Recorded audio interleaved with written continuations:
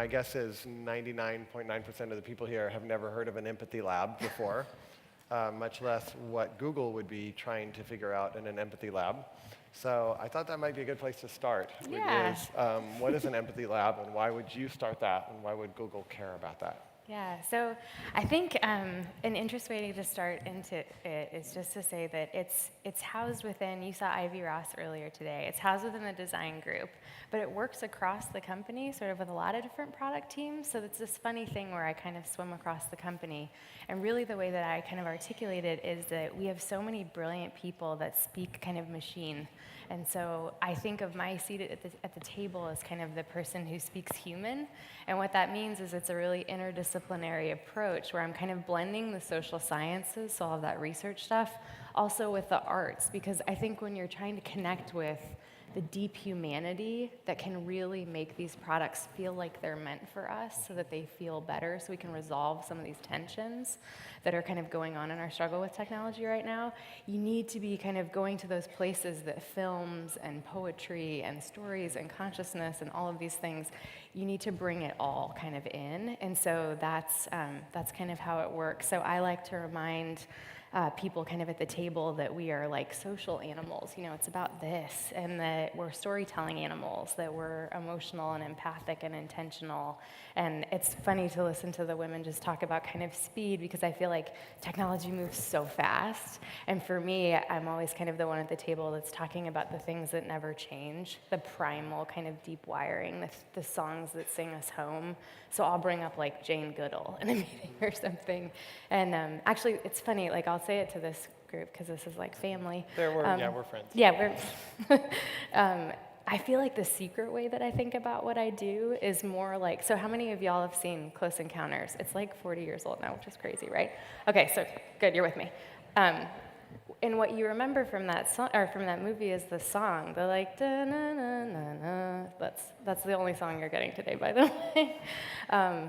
And it's the song that is impactful, even though you might remember like the mountain of mashed potatoes as well, because that's where Steven Spielberg talked about how he could have had kind of the aliens speak math, which is a universal language, but we're humans and we're emotional.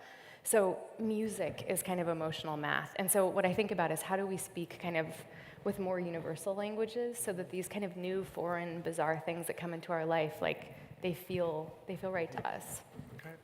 And so within that context, what is some of the most interesting things you're working on? I mean, I have to say, like robots that say "I'm sorry," or what is it? What is some of the things that?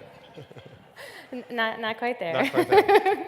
I think probably. I mean, the big thing that kind of everybody's talking about, and the thing that kind of is beautiful and endlessly fascinating to me is AI, because I feel like getting it right matters so much. Mm-hmm. It's just being born, and there's a lot of potential there. Like it's inspired by our own, like the big computational leaps are inspired by our own neurobiology. It's being made by people that care deeply about humans, but making sure that that signature gets in the product almost requires like this, I jokingly call myself like a Montessori school teacher who's trying to like help the people as they're teaching the machines all the math and the things they need to do their jobs for us. How are we making sure that they know how to be kind and fair and unbiased and kind of in service of like the right things? And one of my kind of heroes for that work is actually Spike Jonze, because I'm sure everybody saw Her. And everybody thinks of that as, is it a love story? Is it a horror story? We don't really know. And I think what's beautiful about him making a sci-fi film is the film that he made right before that was Where the Wild Things Are. And that's actually, for me, it's the exact same film. It's like that was about a little boy and an imaginary friend on a great adventure.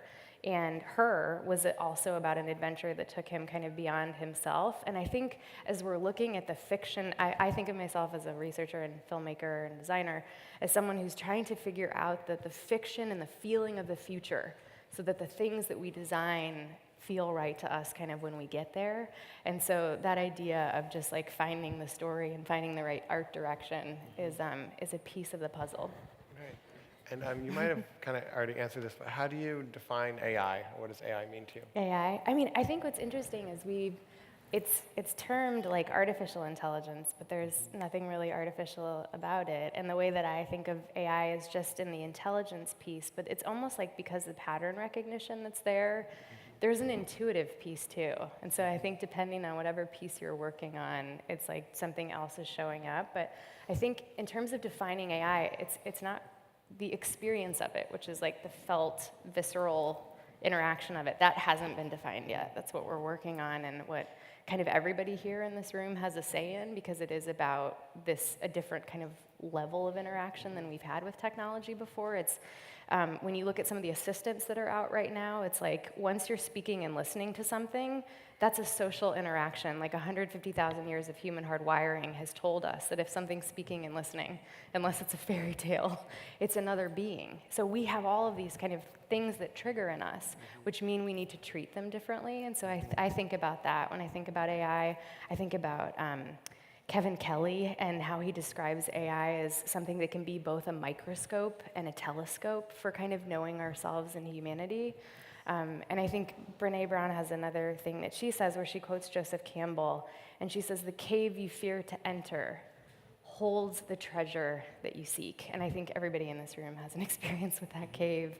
And so when I look at my personal work and how that shows up in my professional work, I'm like, okay, we're going into the cave. Like, okay, what are we afraid of here? And it's like, will the robots take our jobs? Will AIs become so smart that they rise up and destroy us all? And then I look at kind of the treasure, or I look at the truth of the moment, which is like, they're not very smart. I mean, It's not going to happen tomorrow? Not tomorrow. Okay. But I think it's one of the things I can see is the robots will take the dangerous jobs. Fei Li, who's an incredible research scientist at Google, talked about that, and how they can go into the forest instead of us. How can they protect us? They can be smart enough to look, this is something that was announced in the news last week, they can look at just in a simple eye exam and see if you have early warning signs for cardiac issues.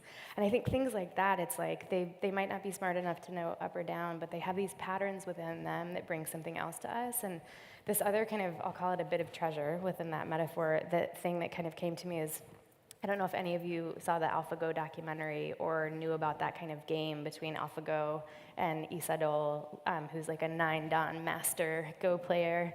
And what's incredible about Go is it's this incredibly ancient game that's been played by like just lineages of humans for all time. And what's beautiful is in that game, I saw something happen with AI that kind of shows me the hope of the space to come, with all of the great people that are kind of inside, and we're connected to the people, like Tristan is a dear friend of mine. All of us are kind of in this together. Some are in, some are out. The provocations are different, the way that we're working together. But what was beautiful about watching this film is that Isadol, this like incredibly brilliant man, is playing this game, and he's like watching every move, and they contemplate every move, and it's kind of a meditative game in that way. And AlphaGo makes this move in game 2 called Move 37. And what's funny is they were like, what is it doing? Oh. And they thought it was a stupid move. Like, no human player makes this move. It's never a strong move. And in that moment, when E figured out what the machine was doing, he said, I thought AlphaGo was based on a probability calculation and that it was merely a machine. But when I saw this move, it changed my mind. Surely AlphaGo is creative, because this move is really beautiful. And Fan Hui, who was actually someone who had been bested by AlphaGo before, said it was a really special move because what that move did was every single move that the machine had made before that, it connected all of them. And I think this idea of like, that it connected something, that this incredibly gifted champion player could see a new move on a board in a way that he wouldn't have seen it. Then it's like you've got him as a master of Go at the foot of this ancient game. You have the machine in the same place, and he's seeing something he wouldn't have seen. I think that's kind of the promise of where AI can go, is that it's not meant to replace, it's meant to augment and enhance, to give us kind of new eyes. And I think what's kind of powerful about that is like, that's like a shamanic technique, where and empathy itself is about seeing with someone else's eyes and then connecting that to your own experience and saying that feeling that you're having, I know that feeling. I've been there, I've lived there, and me too.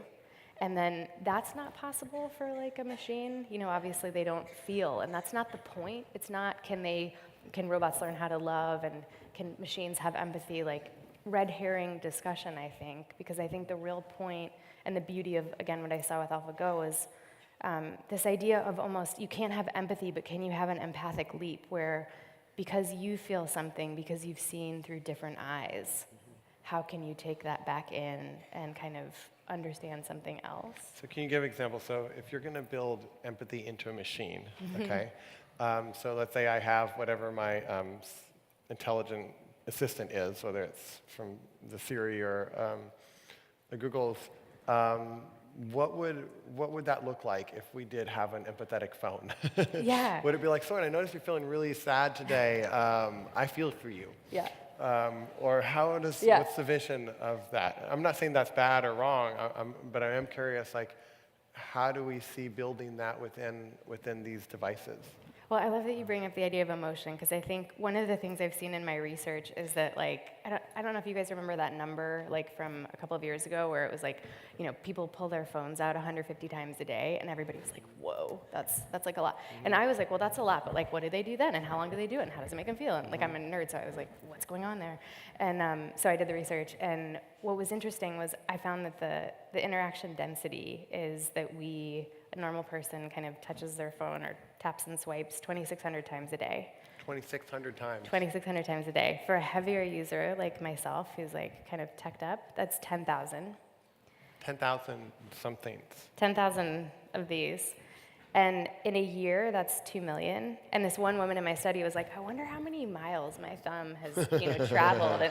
And I was like, that's such a great question. Yeah. Like, you're doing my job for me, right? Yeah. So I did the math, and it's actually from here to Esalen.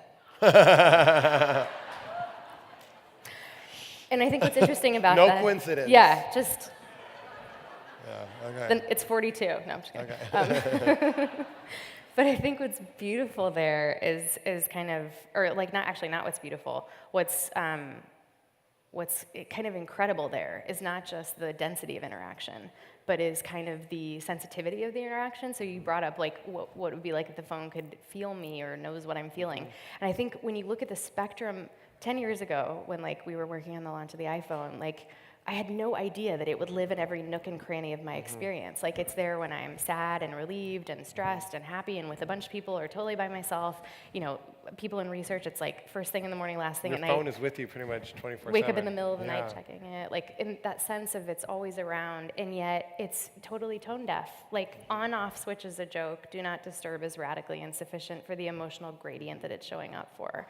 And it's this sense of phones have modes, but we have moods, and what does it mean for them to kind of show up? And I think when we look at what would that kind of look like, I think it's more a sense of how does it indicate to you, like if we think about technology has always been about designing for the cognitive layer of experience. How do we care for that? How are we helping someone do something in the most kind of frictionless way possible, in a way that feels beautiful as well? Now, these new paradigms of assistance and like you're talking about effective computing, it's how do we design for the invisible emotional layer? Because we haven't really put the same level of thought and care and attention to that, because it's more challenging to, and because it wasn't clear that that's the paradigm that we are kind of now in. But I think now that we are, it's the big question is how do we make technologies EQ match its IQ? So I think for every design kind of consideration we have, every feature we're considering, every aspect of the experience, it's not just how are we kind of functionally solving this thing, but how are we caring for the person who's in that moment? Because there was this, one of my colleagues at Google was doing research for a mom that had just gotten divorced. And so when she'd schedule time actually to sit in her car and kind of meditate before she picked her son up, because she knew she wanted to be present, and she didn't kind of want to bring anything to that or any drama to that moment because it's hard enough on all of them. And it's like, if you're designing for that moment, that's not just a spot on her calendar. That is a whole other kind of, there's just so much going on in that moment. How do we acknowledge that and kind of design for that with the level of care that it requires? Was it you who were telling me, I can't remember where I heard the study about the difference when a computer system was listening to somebody and said, I'm a computer and sometimes I malfunction? Yeah. Is that... Yeah, that was actually a study that was done out of Harvard. And what was interesting about it was, and I think this is one of those moments where Can you explain what it was too? Yeah, sorry. So there was a study that was done at Harvard where it was basically this woman designed it to see how mutual vulnerability would work with a machine. Because if you think about us, it's like if someone is vulnerable with us, we like immediately go there.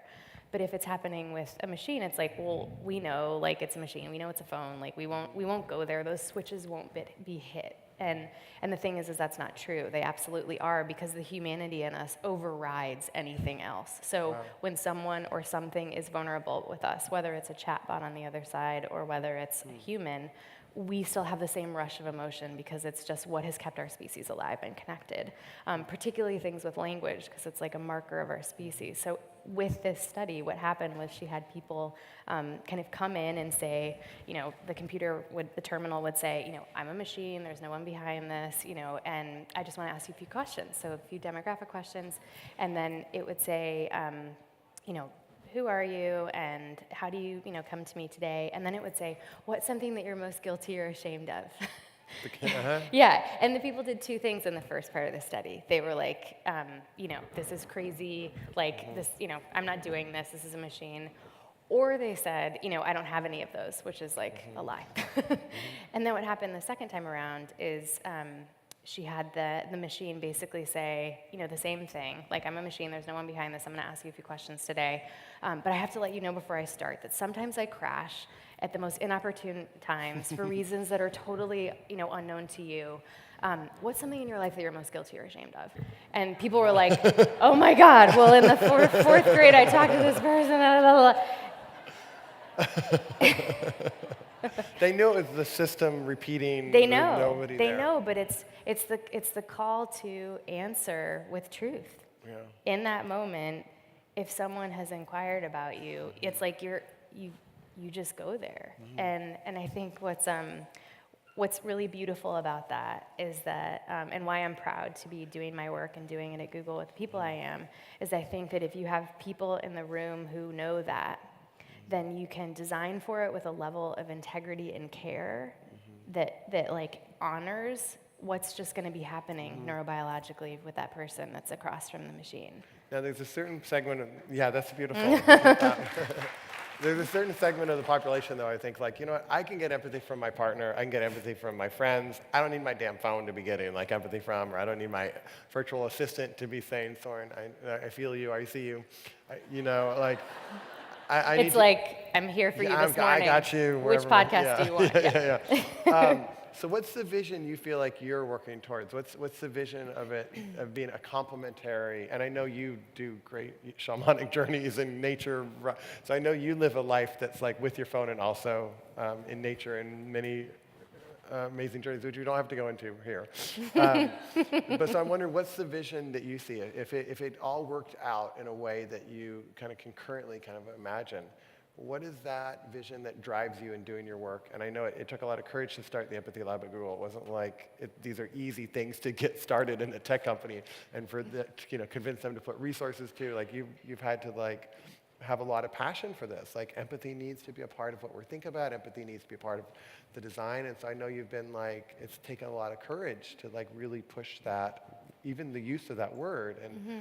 And fortunately, people have been like supportive, right? Absolutely. And like, yes, we need an empathy lab, even if they might not know exactly what the end result's going to be.